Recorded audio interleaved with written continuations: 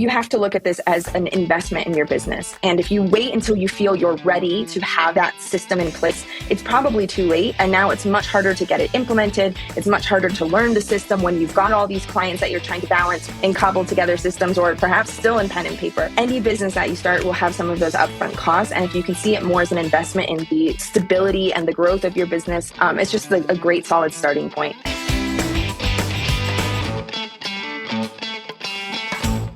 Hello, everyone. Welcome back to ABA Business Leaders Podcast, brought to you by 3 Pi Squared. I am April. I'm Steven. And today we have with us a couple of guests from Office Puzzles. And they're going to be talking to us about, what are they going to be talking to us about? Practice management. Thank you, practice management. Best practices. I could not, practice management would not pop out of my mouth. So Hailu's professional background has always been rooted in business.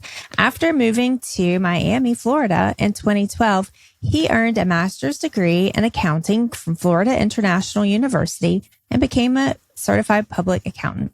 In 2018, Hailu's brother built a software tool to help RBTs manage the growing documentation demands of ABA therapy. And the idea quickly gained traction among providers facing outdated systems and complex compliance requirements. That tool became Office Puzzle, and Hailu joined the team on a full-time basis in 2020 to help transform it into a scalable, modern platform.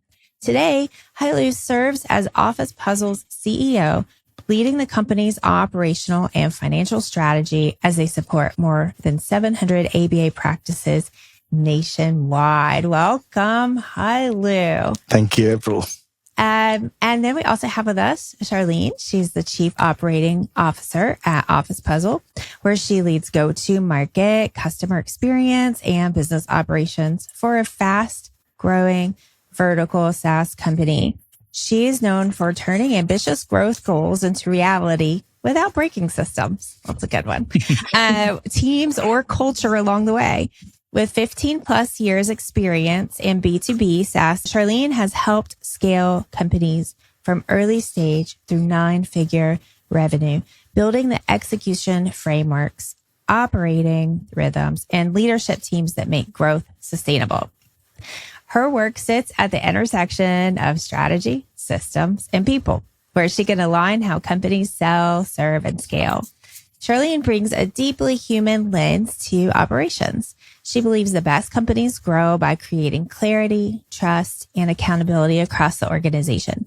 Before Office Puzzle, she held senior leadership roles at Simple Practice and Engage Smart, where she led company-wide transformations through periods of rapid change.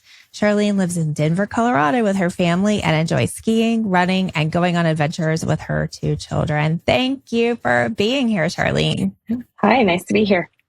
Great. Well, that was quite an introduction for both of you guys. It's really exciting to be able to get to know you guys better through conversation. It kind of feels awkward to say, tell us about yourself, because I just read your little bios here. But maybe what brought you to ABA in the first place? Sure. Yeah. So, my general story that I'll tell pretty quickly. I actually studied psychology in college and, wanted to do something with people, even volunteered with Children's Home Society, was considering going into social work. And I just went on a couple home visits and I saw how important the work was, but I also knew how challenging it was. And I'm a deeply empathetic person to the point of I sometimes feel too much of what other people are experiencing. And I was like, I can't do this daily. So I just made a hard right turn. I leaned into my analytical side, my business side, all those skills. And for a long time, I felt a little bit like a sellout because I was just like, wow, I wanted to do this really mission-driven work. And instead I went right into business. And just by pure chance, I ran into a company that was doing practice management for therapists. And it just was like this light bulb. I was like, wow, I love psychology. I love technology. I love organizational technology. I can totally geek out about that. And I realized that's how I can expand my impact. And when I felt that the time at that other company was served and the skills that I have and the things that I enjoy doing had moved on to the next phase of the company, I was really excited to be introduced to Hailu at Office Puzzle, because I was realizing that I could continue that amplification of what other people do. And so in some way still be connected to people who are doing amazing work, but do it in a way that just feels really authentic to me and that I can handle on a daily basis. So I was familiar with ABA, but I will be honest, even though I had heard about it, I wasn't really steeped in it. So for the last 10 months, I've been spending a lot of my time. My entire LinkedIn feed is all about ABA and learning a lot more about it. But I love the data and the psychology coming together. I almost wish I would have known about it earlier on. My story, it's a little bit different. It was also on plan. Back in 2018, like Bill was mentioning, Harold, which happens to be my brother, he's an engineer. He met his now wife, Lauren, which are the other two co-founders of Office Puzzle. And then Harold realized Lauren was struggling with documentation on the ABA field. Engineering mindset, he said, "Oh, let me create a solution." So that's how Office Puzzle started. Then, the solution, which was very basic, was an MVP at the beginning, got some traction. People started liking it. People wanted to use it. And then we said, you know what? Let's do it. This is a great industry. We're solving a problem. And that's how I, with a background in business, ended in ABA. And well, that's been my entire journey for the last 5-6 years now. Thank you both for sharing that. Isn't it amazing how unplanned things just roll in and become such wonderful things in our life? Oh yeah, it's funny because early on, every time people would ask me, "Well, what's your 5-year plan?" I was like, I don't have a 5-year plan. I've been really fortunate that each time I take on an opportunity, it ends up kind of pushing me in a direction that feels really right for me. Just thinking back to our practice, a lot of our best therapists were I kind of fell into this, you know what I mean? And then I fell in love with it. And it's pretty cool that, that we can all be doing different parts to help amazing companies. And yeah, it's I never thought I'd be here, right? I'm a process engineer. I never thought I'd be doing this, right? But it's been great. So yeah. Yeah, I'm in the ABA field, and I never thought I would be on this side of the field, right? Because I really enjoyed being down on the floor working with the little guys, and my forte was always toddlers and preschoolers, right? And so if you ever thought, if you would have told me 5 years ago that I would be part of a tech company now, I would be like, you're crazy. You're crazy. Well, so let's dive into talking about more of the ins and outs of practice management. And really, we're going to look at why you need a practice management software system, and how to what to look for in a good one. There are quite a few out there, and more popping up. It's kind of one of these really interesting things in our field, right? People feel very strongly about practice management software, right? It's they love it or they hate it. And you may ask them about certain companies and people are singing their praises, or people hate it. So many business owners who come to us, and most, a large majority are single BCBA, BCBAs starting this journey, and maybe they've hired a couple of techs, or maybe it's just them. And they're in that very beginning stage of not having a full team yet. And so they come to us and they say, I don't need practice management. We have our paper and binders, or we have some Excel spreadsheets that we email back and forth to each other. I don't need that. What would you guys say to these group of newbies coming into it? I'll say starting a business, it's extremely challenging. So the first thing that I will tell these folks is congratulations taking that first step, because it's a big step. And when we bring it to the ABA industry in general, like you were mentioning, we've seen a lot of business owners are actually clinicians, practitioners, BCBA. with not necessarily a background in business, it makes it a little bit more challenging. I would say that's one of the biggest challenges, right? So they're not organized, or they're not thinking as a business, and then that's when practice management comes in and can help them to organize their operations, have access to their numbers, their data, and kind of getting that mix between the clinical and the business component. I would say that's why practice management is important, especially at that early stage. And I would add to that, I think oftentimes when they're starting out their business, they maybe have a client or don't even have a client yet, and they're thinking about how do they minimize expenses. So I am curious that you said pen and paper, because Hailu and I were having this conversation of like, is there really still pen and paper, or is the new pen and paper just cobbled together systems that are free tools that maybe aren't HIPAA compliant? But the thing that I always advise is you have to look at this as an investment in your business. And if you wait until you feel you're ready to have that system in place, it's probably too late. And now it's much harder to get it implemented. It's much harder to learn the system when you've got all these clients that you're trying to balance, plus you're doing it in cobbled together systems, or perhaps still in pen and paper.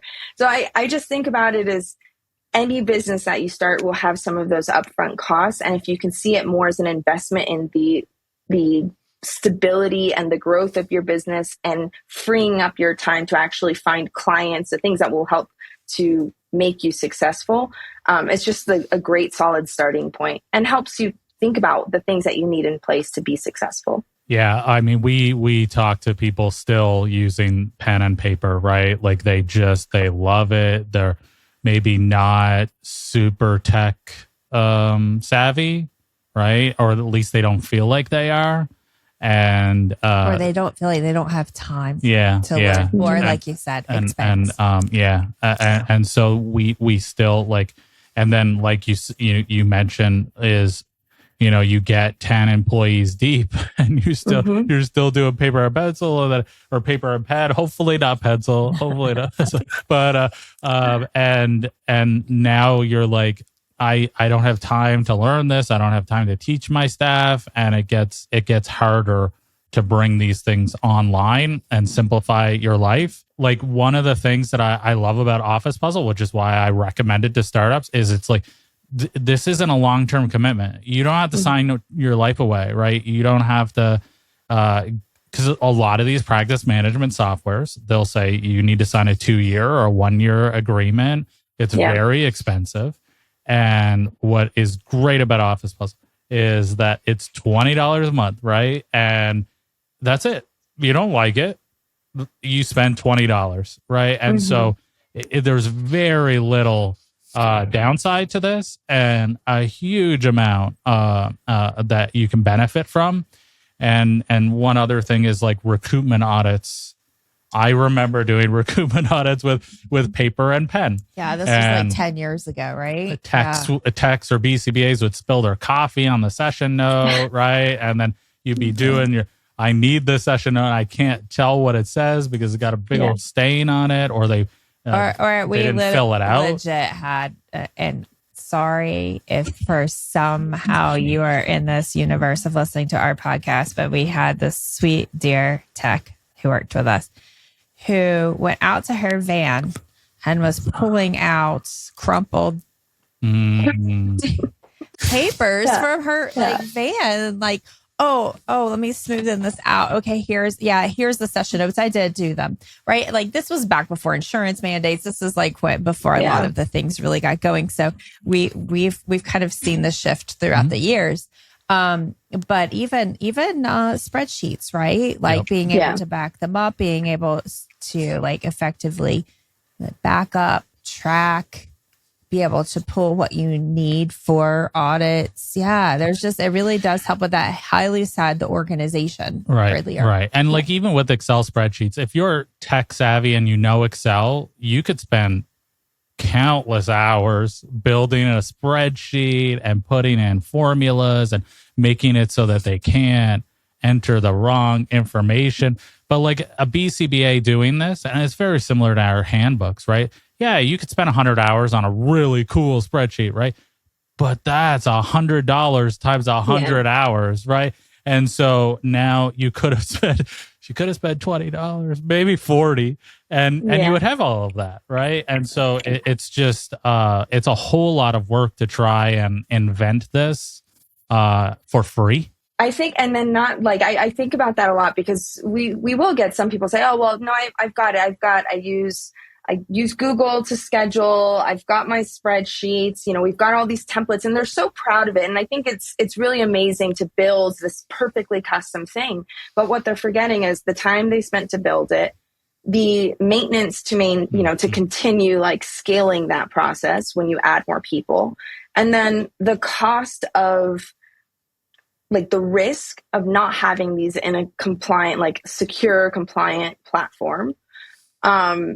You're manually moving things around. So now you have to ensure people understand process instead of using a simple product that was specifically built for it. So we talk about it internally, like we don't go and build out other software that we are not the experts in building. We purchase and invest in the tools that our team needs to thrive. And so unless you want to become a software company and build your own practice management software, be an ABA company and focus on client care and let us, do that building for you. We're spending hours and investing money and have all these great engineers to build a seamless integrated product that helps you do your business. Yeah, absolutely. I cannot add anything to that. So, there are a couple of things that I highly recommend when someone's looking at a practice management. I'm curious what your thoughts are on this, but especially starting up, get something that's month to month. There is little commitment here. You get used to the system.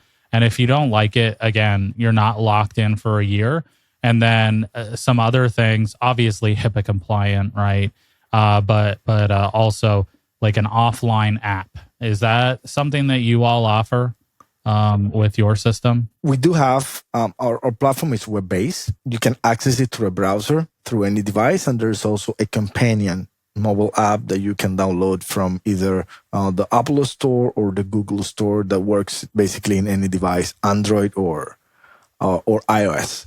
I know that we talk to so many customers all the time. So Hailu still likes to do demos for our customers, stay real close to them and understand what their needs are. But how do you guide some of these customers, and what are the questions they have when they're like making that first selection? Smaller business, when they're starting up, they have a lot of questions, but the main features they're looking for are basically scheduling, data collection, documentation, progress notes, appointment notes, assessments, access to assessment tools, monthly summaries, supervision logs. That in that area of documentation, they also look for help with the billing, claim submission, claim monitoring, integration with clearinghouses. I'm going to say these are the basics when you're starting. Then when you grow, it gets a little bit more sophisticated, but those are the basic features, I will say, most practices in our experience are looking when they are purchasing a practice management for their organization. Often when we talk about practice management, April said there's so many out there, and we understand like sometimes we're the perfect fit for people. I think for sure that accessibility when you're a brand new practice, and of course you want to have the confidence and invest and say, yeah, I will be in business for 2 years. But if you're a little concerned and you're worried that you're going to have to pay for a software for 2 years that, your business is not even going to succeed through that time, that accessibility is important.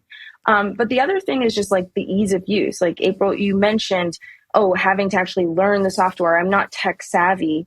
And so I think all of the practice management, generally speaking, there's like similar components. Like if you're a solid practice management platform, you've got scheduling, you've got all these things. But what is that unique difference that makes one software better for you than another?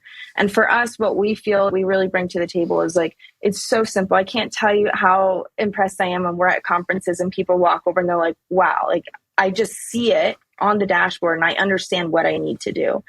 The accessibility, our customer support team, and just how we actually support you through onboarding. So one of the amazing things that the team did in Florida is they the reason that they grew was not because we were doing podcasts or marketing. It was because people loved the experience. They would tell each other about it. There was so much support for the customer. We didn't just say, here, sign a long contract, pay us to onboard you, and then you never talk to us again. We sat there and helped them get set up, figure out how to use the platform, ensure that they were successful. And that's something that is really important to us as we go into new markets, that we don't lose that part of what makes this company special and unique, on top of like the technology of like actually everything connected and smoothly, going from one step in that flow to the next. But I think it's sometimes people, when they're assessing technology, it's like, you've got to check the basic box on the tech part, but like, who are you working with? What is the team? The reason we have month to month is because we're confident, not because, it's because we say, hey, you try it. And if it works for you, we know you'll stick around. And if it doesn't, we are not going to hold you captive. We want you to find the product that works for you.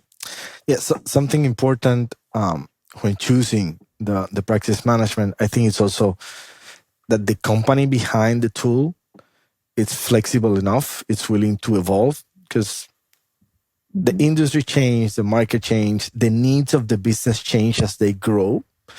Maybe not drastically, but they may have different needs. So it's important that the practice management, it's strong. Like Charlene was mentioning, you need to check some boxes, but then it's also important that you have the correct support and the practice management has the proper flexibility to grow with your business and help you along the way as your needs change, as the market change, as you have different requirements, compliance. Yeah, I think that's kind of the problem with some of the bigger players, right? And I think this is just the way.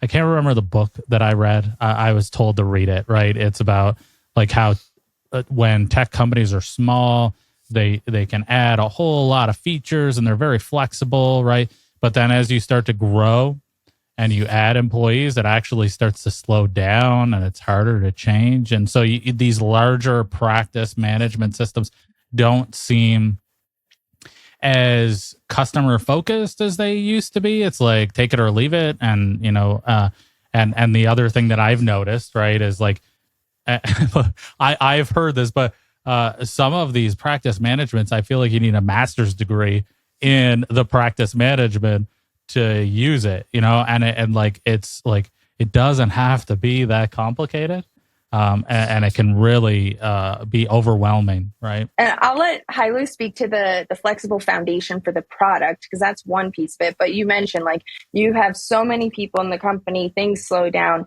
and I think that's where we're very intentional with the growth. We are intentional with who we bring in, how many people do we need to do things. I've long talked about like marketing teams can get so specific. I mean, the needs of a marketing marketing role are very, very narrow. Well, we don't need all those roles all the time. So we're intentional of like, who do we need in our company day to day to support us, but where can we leverage resources or technology so that we are not hiring so many people that we're breaking down communication internally. We're becoming inflexible. We're becoming so expensive from a labor perspective that we can't offer affordable, great technology. So I think it's been like core to how Hailu has like run the company, and we're very aligned in how do we scale in a responsible way so that everyone not only knows what they're doing, but just has also a lot of ownership in the work that they do. I think it's exciting for our team as well to be able to like take on big opportunities instead of each person having a tiny narrow lane for the work they're doing. Yeah, the flexibility is definitely tied to the technology behind the product, but probably as important as the technology is the people behind that technology and their willingness to learn and to try new things and to listen to the customer, despite getting a little bit bigger. But it's that internal culture. We owe our work to these providers, so we need to be constantly monitoring their needs and listening to their feedback and taking that feedback into consideration on what we do on a daily basis. Yeah, that's super important as you grow. I mean, that's what we do too, right? That's why we have some of the products that we have, is because those of you guys listening and those of you who like are on social media and they reach out to us or whoever, right? Mm-hmm. If we don't have that product, we're like, oh, is this something that we can add? Right. It's like, oh, this is a need. Okay, let's take care of this. Right. Well, I think this is a great segue into looking at those growers, like as we're talking about scaling and growth and change within the company. Those of you who have been in business for a while may already have a system that they're using. How do you know? I guess let's talk about how do you know that the system that you're using is working for you? It's funny. So we were just talking about this. We know practice management is hard to switch. We know this. It's a lot of data in there. Yeah. Sometimes systems don't make it easy to get the data out. It's hard to get it into a new system. That's great for the businesses, not so great for the customers. But what we were talking about is, I think most people in ABA would be familiar with the sunk cost fallacy, but if it feels painful now, whether you're 5 or 10 or 20 people in your company, and your plan is to grow to 20, 30, 100, if it's painful now, imagine how painful it will be when you have 100 people all dealing with the same problems. So just addressing the whole switching, we get it. It's challenging.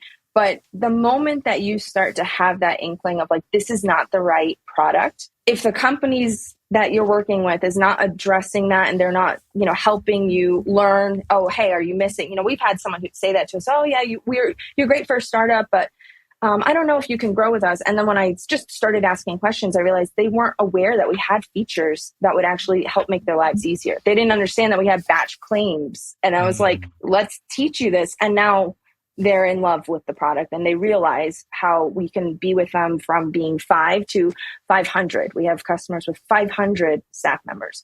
So I would just say whatever product you're using, if it's painful now is the time to assess. I'll let Hailu speak to what might signal that it's not the right product, but definitely don't feel locked into any product because it just gets worse with that scale.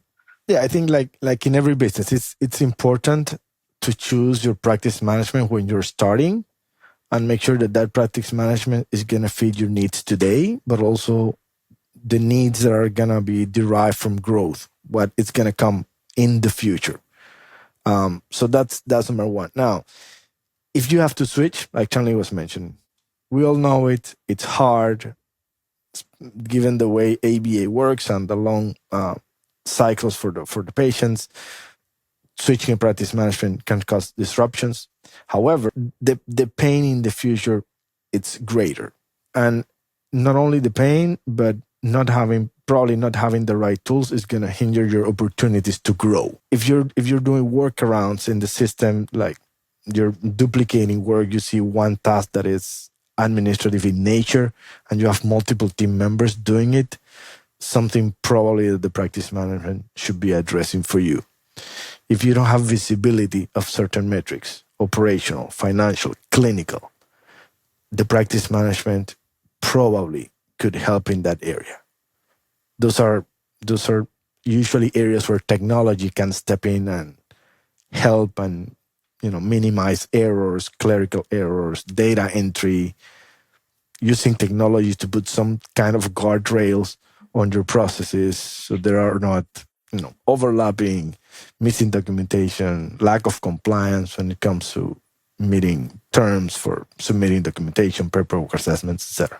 I would think about it what are the challenges of growth in general? So we were just talking about more people, harder to communicate, harder to coordinate. So some of the things you might want to look for in practice management as you're thinking about, well, it works today. It's just me. I know the system.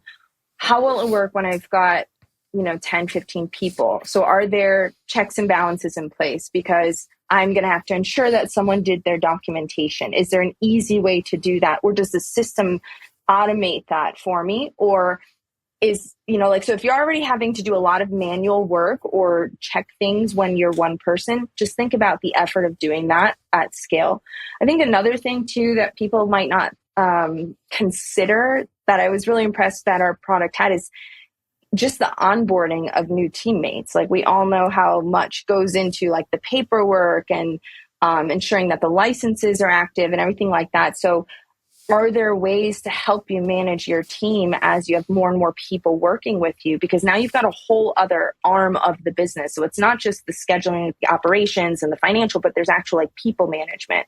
Does your practice management support you in any way of ensuring that, you know, your people operations are up to speed? So I think if you can start to think about, one, what is your goal for your practice? Do you plan on growing? What is it? What is the vision that you have? And what might those just general challenges be? Start thinking about how this practice management that you're assessing early on would be able to expand into that. Is it easy to figure out so that when you hire new people, you don't have to spend months training them on a system, that they could just pick it up right away? And how does that transition look like for you guys? Like, when somebody does come and they you know, they've been using a practice management for several years, they're not happy, their contract is up, and they're like, okay, I want to make this switch, but it's a horrible, awful idea. Like, I envision it very similar to, like, I have an iPhone.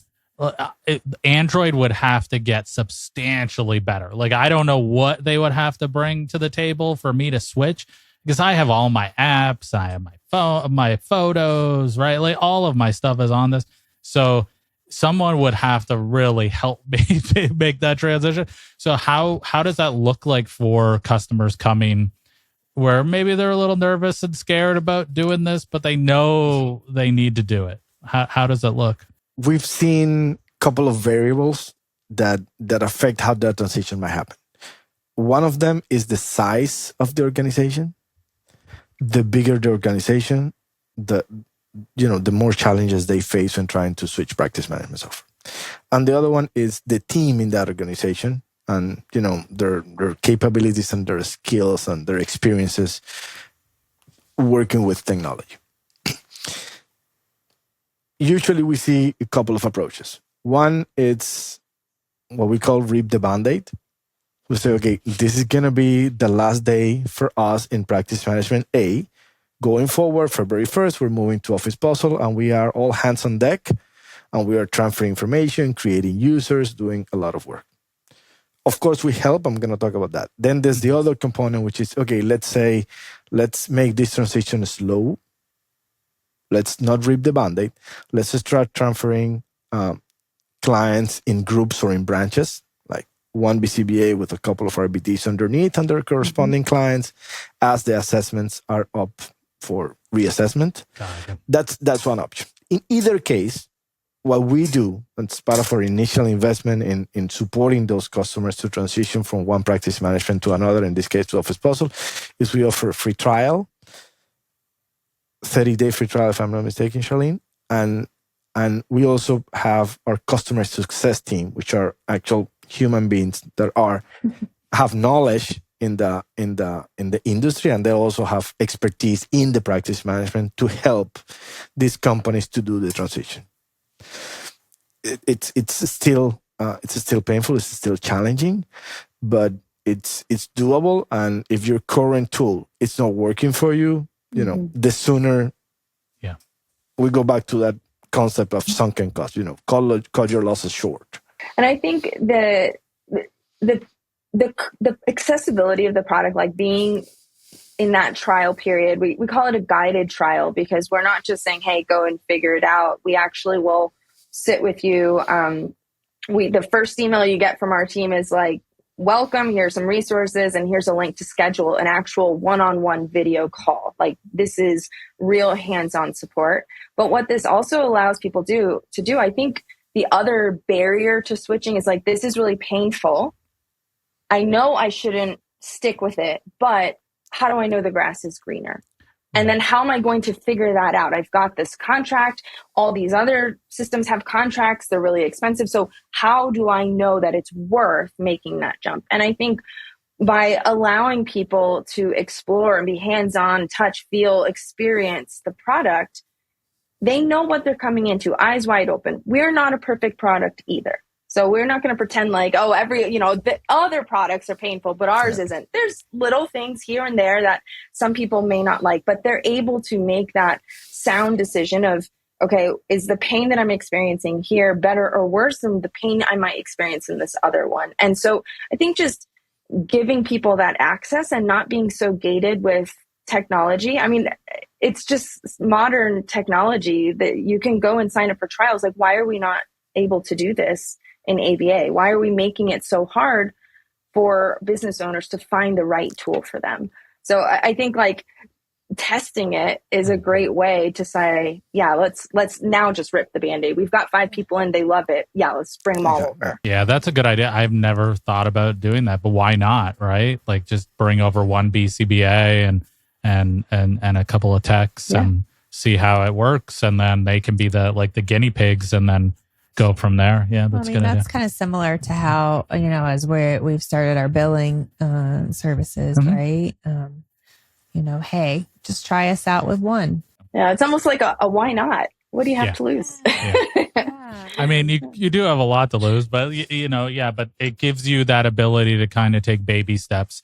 And if anybody listening, touch it, see it, feel it, but especially if like you see a trend and what people are avoiding, because it's a path of least resistance, right? And so if there are a lot of tasks in your current practice management that you're finding people consistently avoid or just won't do, then maybe that's something to look into and be curious about. I have a question for both of you guys. What is your favorite feature within Office Puzzle? Mine's going to be a really weird niche, but I just remember when I was learning the product and everything was being explained to me. And I think it might just be the data that I just love data. Super niche, very tiny. We have many other amazing things, but we have this section for prior authorizations where we track utilization. So how much have you used? And it's color coded. So it's like this nice thermometer, red, yellow, green of actual like usage. And then there's like this predictive of based on the time of the time period and how much time you have left within that cycle, are you likely to underuse, overuse, or be right on track? And that's red, yellow, green. So I love data and like dashboards. So for me, something like that where I can quickly see like, oh, our current usage is green, but if we keep going at the pace we're going, we're red. And so now we need to take a quick action. I just thought that was like a small little like thoughtful feature that could make such a big difference. Yeah, that sounds really neat. I like that. I like those types of things too. Yeah. I don't have one particular feature that is my favorite. I think, and this is probably related to my background and rooted in business. And my preferred feature is how all the features group together. Because this is important when you're starting. This is important when you're growing.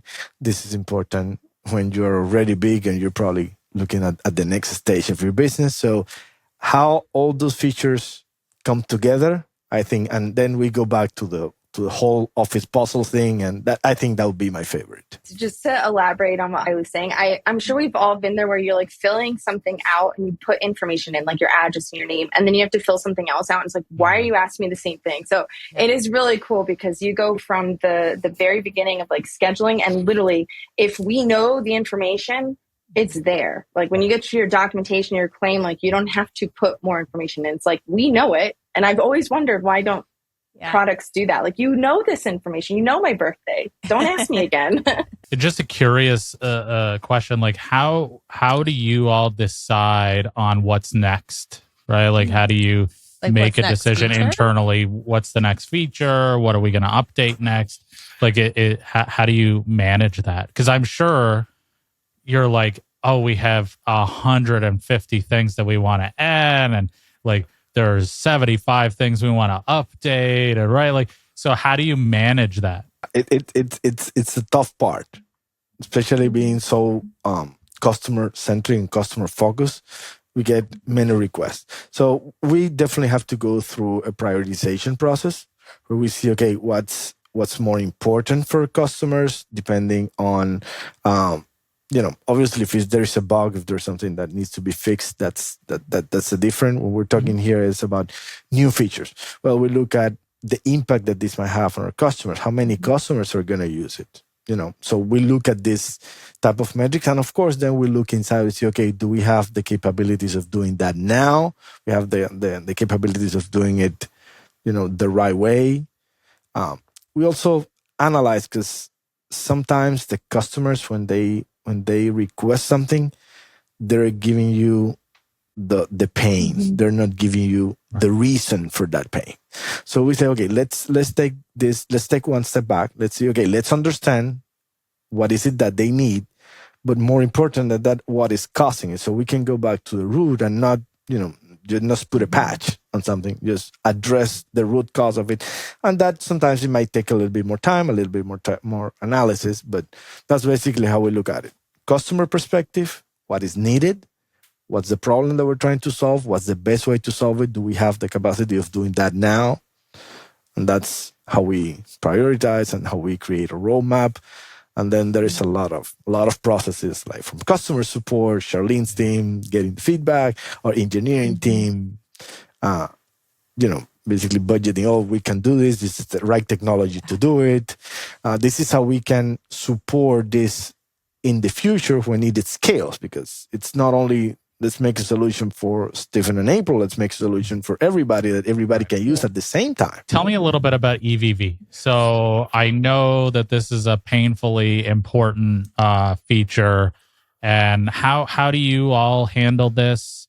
How do you support companies when, it's electronic verification? I was going to say, maybe explain what it is for those who might not know. A lot of Medicaids require this, right? So how does that work?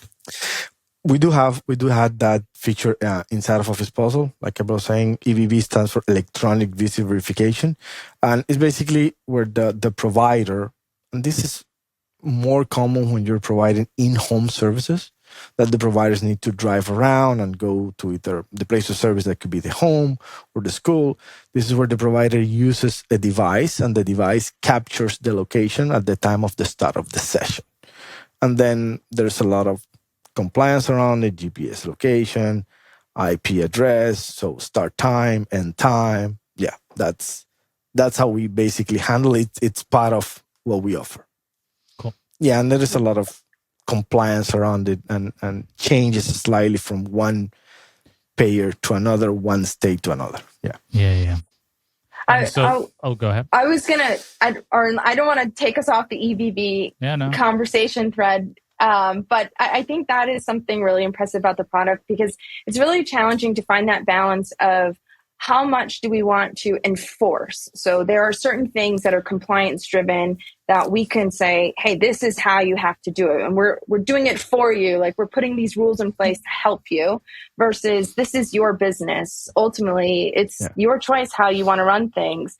And so we're constantly figuring out what that balance is. And it's really amazing how the team has built this like flexibility and control. So where it's discretionary, there are so many configurations in the product, because another thing too is like each state and each payer has all of these different requirements. So really building out to where you can turn on those like different switches to customize what you need.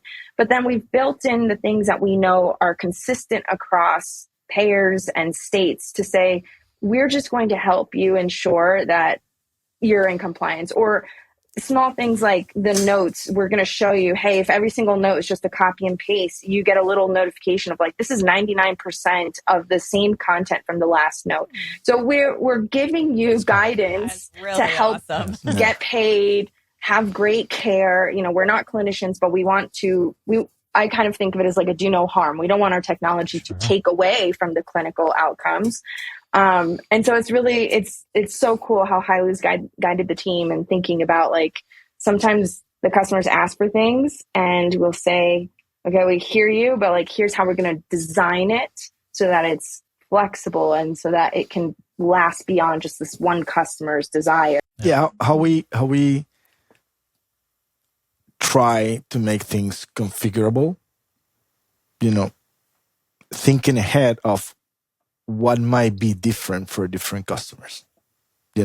They might want this feature as an option. So then let's not make something that it's 100% mandatory. Let's what we call a switch. Let's put a switch on it. So we turn it on or off, or we even give options. Yeah. And we have, multiple examples of features of that nature inside the product that we could share. I think that's so important, I'm sure, in most industries, right? But especially when you're dealing with ABA and you're working across all of the states and all of the payers, and even with the state payers, even if you have like a payer, like you think that two clients have the same payer, you find out that there's some other situation, and really there's another nuance here. Like it really someone else is managing it. It's there's a lot of moving pieces, but it's really nice to be able to turn those switches on too when you do want to kind of put those guardrails. Yeah, I mean, I don't know. That's probably a hard I don't know. For me, it sounds like it would be a very hard decision, especially if you, because I know better. I mean, saying right? That I know better. So like I would be like, I would be putting required, right? And it does. It's gonna like, there is that point where you're like, it's not flexible. This isn't my practice anymore. This is my practice management's ABA company, and I have to do what they tell me to do. And like I had a customer that was using a different software. I'm not mentioning their name, but that's the reason why she left, is because they would not let her submit claims of this very unique thing that she was doing that was just her thing, and she couldn't do them in this system. And so she left it. And so I assume that's a very, like a very narrow line that you have to follow, right? As how I was going to say it's a tightrope. Yeah. And also exactly. If you give too much flexibility to the point where I'm not even talking about practice managers, just like other tools where I'm overloaded. I look at it, I'm like, I don't know what I just broke because I toggled different things. And so it's too complex. So it's a constant balance of, where should we be hands off? It's yours own. And where can we confidently say, in this case, we're doing it for your benefit. We think that, we truly believe this is the best path forward for the success of your business. Right. See, this is why I like to have these conversations, right? And because it's so, like, I love connecting with others, and I love knowing the why behind things, right? And so, being able to have these conversations to kind of get like a little behind the scenes, I'm enjoying hearing your perspective of, what your team is doing behind the scenes, right, and the amount of thought and research and probably some trial and error in there too, of like to get to very passionate disagreements, I'm sure. Right? I'm sure. Oh, Hailu and I always have passionate disagreements. It's the best part of our day. Well, let's look at those owners, or those of you who are listening today, who are either one, listening to Steven's advice of okay, I need my exit strategy from the beginning, right? You may say, I'm still a startup, I'm still starting, or I'm still in the beginning stages of growth, but I do know that I'm supposed to keep a check-in on what I want things to look like at the end of my business. Right. Or you are approaching that time, and and you're like, okay, I'm starting to get, cross my T's and dot my I's and get my little ducks in a row to sell this thing, because I'm ready to retire now. Let's look at how good a practice management software, how those systems can help you sell your company for the best price. Like, what advantage does having a good practice management software and give before we throw that out, I just want, if you did listen to me and you did have an exit strategy already set up, and so how big this company has to get, and let's say you've determined, I'm going to have 3 clinics and I'm going to have 75 employees or something like that, right? Then you should take that information and know the paper and pen is not going to work for you, right? And or so you Excel, random Excel. Right. You might as well just, let's get a practice manager. Well, you can have that information when you have your like call with Office Puzzle. It's okay. I'm in year 1. but here's my long-term vision. Correct. This is where I Yeah. want to be. Yeah. How can your product help me as I grow? We don't have a lot of experience in this. I think it's a great advice from Steven that business owners need to be thinking about this. In my personal experience, I haven't seen a lot of founders, BCBA, starting this journey to think about that ahead. But I think practice management can help them to stay organized, to have numbers, to have control over the business as a business, not the clinical component that we all get so passionate about, but as a business, because the potential buyer, and this is probably business in general, is looking for revenue predictability. You want to make sure that the revenue that your business is showing, it's predictable, it's accurate, it's verifiable. They're also probably looking for organizations and processes in place that are going to continue to carry this business forward at the same growth. Is the business continue to grow, and do we have the tools in place that are going to help you to do that? It's also succeeding as a business when it comes to the fundamental of this business, which is providing care for certain particular individuals. So do we have the proper documentation? We have the proper systems in place that we can provide this type of care that it's so important and so much needed. Having spent some time in corporate development on the other side of being responsible for integration and due diligence, a couple of things that come to mind is, one, due diligence can be very painful for the companies who have to find all these documents and files. And if you can just say, here is a login and have at it, everything's in here. I think that's just helpful. Like, you're going through this and now it's one less headache. The second thing is, companies, yes, they're looking for, durability and revenue, but they're also looking for potential risk factors. What might come back later when they've assumed ownership of this and they're now liable? So if you can show them that you've got strong compliant operations, your data is secure, there's a lot less risk that might then impact the value and also just slow down the acquisition at all. And then the third one, the continuity of care is also, I would imagine, a lot easier when you have everything documented. And so you can feel confident, like, yes, you're going to assess who's buying your product or buying your company, but you can also feel confident that you're handing them over an entire, well-documented case for each of your clients, so that continues to be great care that is being delivered to them. Yeah, I think for anybody listening, if you had a rough time with a recoupment audit,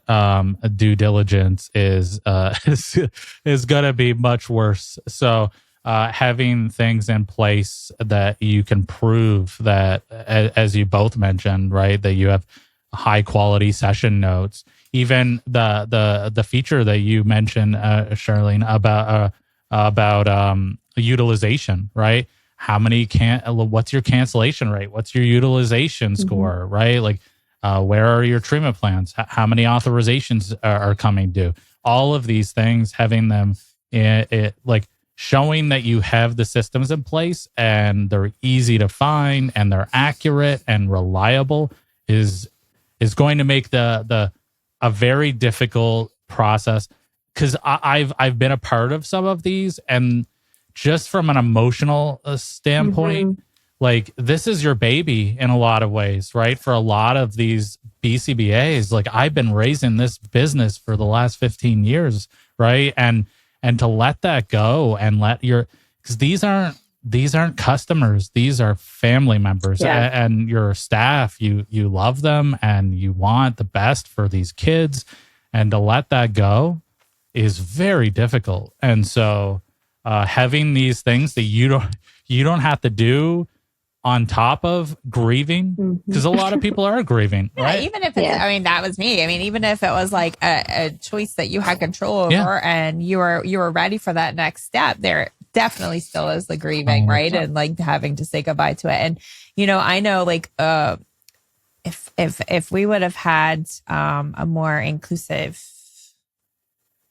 practice management mean, we had kind of our own We had thing. our own little even thing, made our yeah. own little thing for our company, but it was still fragmented bits and pieces that we had put together. And that's part of our mission of what we do here is like, how can we help? Because we know what it's like to have things all over the place. Like, how can we help bring it all together, right? And have the minimum amount of logins possible. Yes. But it would have definitely made the process easier. But then I think too, it just helps me look back through this whole conversation.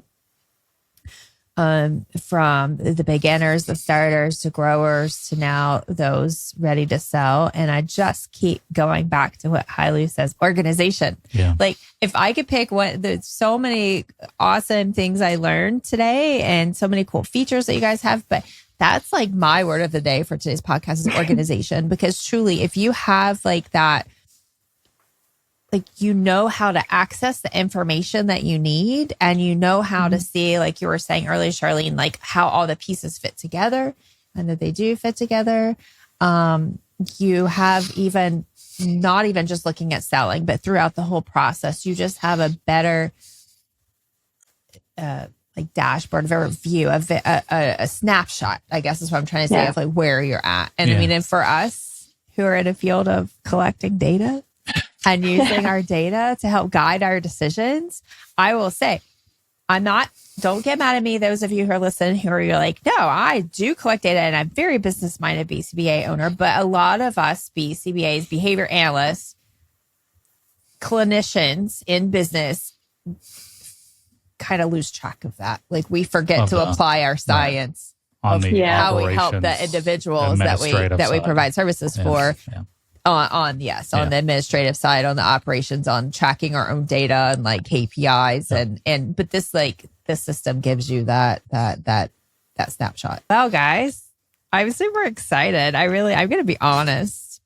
I was like, what practice management. What kind of conversation can we have around practice management software, right? You know? But that's what I love about this podcast, is because we get to really dive, like I said earlier, we get to really dive in and understand like the why behind it, the intention behind it, like the humans behind it, right? Well, I was going to, earlier when you said that, it's something I think about a lot. Like, when you are assessing technology, any technology, practice management, anything, the people that you're interacting with, if you think of them as an extension of your business, you know, they're part of your business, they're part of your team. Do you want to hire those people? So I'm terrible. I go on these podcasts and I'm like, tell me about your technology. I'm like, let me tell you about my team. So the technology is great, but it's also the people behind it, because those are the people you're relying on to make decisions about how your technology scales, what's being developed, how you're being supported. So I love that we really encompass all of that at Office Puzzle. Yeah, that's awesome. Like, I was working with one customer, I don't know, this 6 months ago, and they loved their practice management software. And then something happened and they needed some help, and it took them 2 weeks to get a response. And so they weren't able to bill for 2 weeks. Like, you can't, like, it doesn't matter how great of a system there is. If the people behind it aren't supporting you, then it really is not, it's not going to do what you need. So, right. What is it like? It's not about what the experience when things are good. It's about when things go wrong. When it's bad. You know, like, I think that's like 100%. A relationship thing. Can you stick with it when times are tough? Yeah. Yes, totally. 100%. No, I thank you both for your time and to share your story with us, and to share some of the behind the scenes of the human pieces behind this. Well, so Office Puzzle is a business affiliate of 3Pi Square. Yep. So, Stephen, why don't you tell them how they can access more information about So Office you Puzzle? can go on our website and click on our business affiliates and select Office Puzzle, and you will get a free guided trial of the system. As you both have already mentioned, there is a free trial to test it out.